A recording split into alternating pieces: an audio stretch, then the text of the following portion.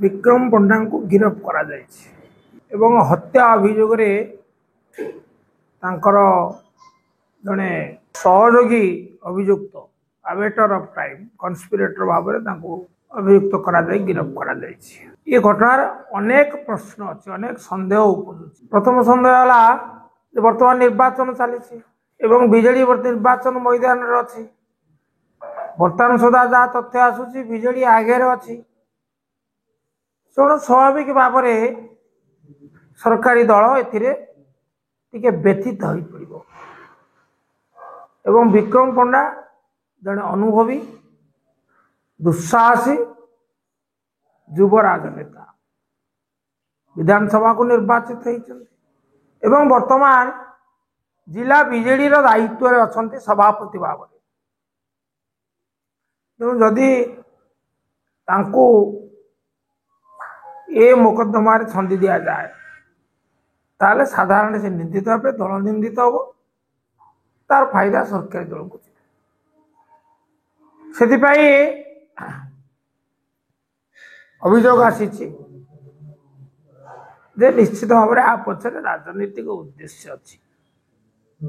आक्रोश राजनीतिर ये एक नमूना जहाँ अत्यंत दुर्भाग्यजनक आक्रोश राजनीति केते बेले कौ समय रे का पक्षे आदौ ग्रहणीय नहीं स्पृहणीय नहीं या घोर आपत्तिजनक मुझार आपत्ति कर हत्याकारी किए चिन्हट हो हत्याकारी चिन्हट हला परे दंडित हो एवं जे मृतक हितवास पंडा को न्याय मिलू एथिरे आमर मोर दिमत नाई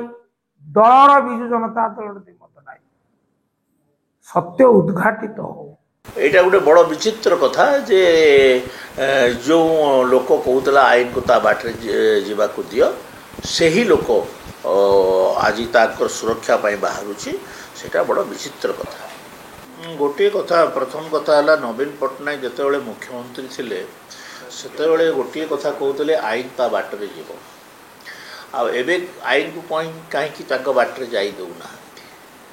आईन ता बाटर जाऊ प्रकृत जदि से दोषी नुहति से मुक्त हेबे एवं यही कथारे ब्रह्मपुर साधारण लोक भी जानी किए हत्या कर तो यहीटा कहवा जे राजनीतिक उद्देश्य की राजनीतिक उद्देश्य पाए जड़े बीजेपी नेतृस्थानीय लोक को हत्या करा एवं पुलिस जे हत्याकारी ताकू धरी कि ना तदंत कर विचलित हबार कौन आवश्यक यही सरकार रे कम से कम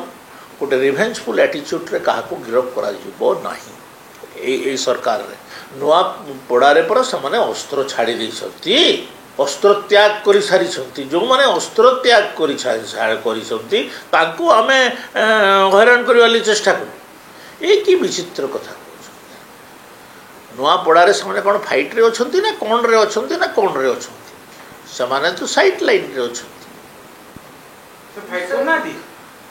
आज्ञा जो दिन ठू से प्रार्थित्व घोषणा कले से प्रार्थित्व रु से निर्वाचन प्रतिद्वंदितार ओहरी गले।